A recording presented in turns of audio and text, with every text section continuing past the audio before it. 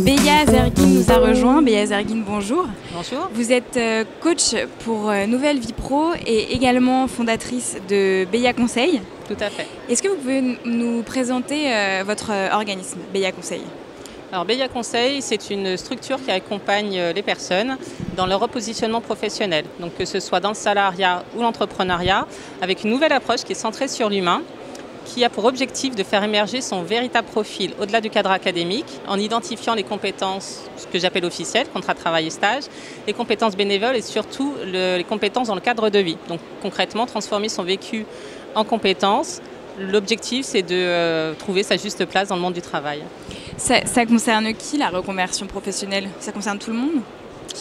Alors la reconversion professionnelle, la réalité de la reconversion professionnelle, c'est que ça concerne tout le monde, de la femme au foyer, de la mère au foyer, des employés, des personnes qui n'ont pas de diplôme, au cadre dirigeant, ça concerne vraiment tout le monde. Et justement, c'est ce qui est intéressant avec nouvellevie-pro.fr, c'est que c'est une plateforme qui regroupe tous les étapes de la reconversion professionnelle, quel que soit le stade d'avancement, avec tous les outils qui existent sur le marché actuellement et avec un réseau de coachs d'excellence.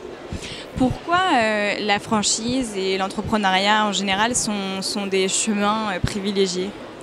Alors la franchise l'entrepreneuriat en général est un chemin privilégié parce que c'est pour moi le seul endroit où on peut faire ce qu'on a envie de faire, avec qui on a envie de faire et comme on a envie de le faire. On parle beaucoup d'innovation. L'innovation, elle vient souvent des startups. Alors, ce n'est pas uniquement des innovations technologiques, c'est aussi ce qu'on appelle l'innovation sociale.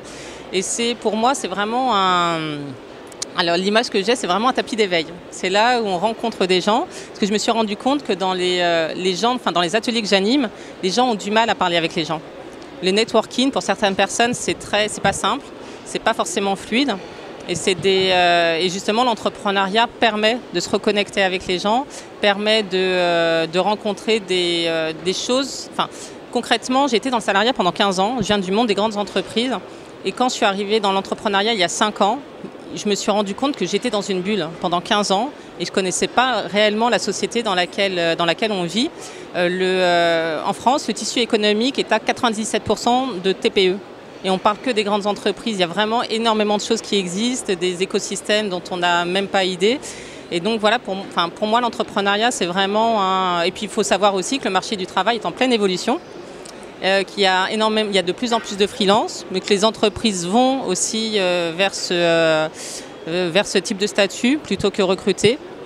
Et donc voilà, l'entrepreneuriat, c'est quelque chose de magnifique et c'est pour moi c'est ce qui permettra réellement aux gens de se connecter entre eux. Donc l'entrepreneuriat, c'est un moyen de se connecter et la franchise, c'est un moyen d'apprendre un nouveau métier. Alors la franchise, c'est un moyen d'apprendre un nouveau métier. Pour les personnes, on peut être attiré par la cuisine par exemple et pas du tout avoir de formation dans ce milieu. Et on peut aussi avoir une passion sans forcément avoir de diplôme et décider de se lancer justement par le biais de la franchise. Et ce qui est intéressant aussi avec la franchise, c'est qu'on est accompagné. Donc on est à notre compte, on est entrepreneur et on est surtout accompagné. Dans l'entrepreneuriat, on parle beaucoup de la solitude de l'entrepreneur. On est face à nos activités, face à la prise de décision.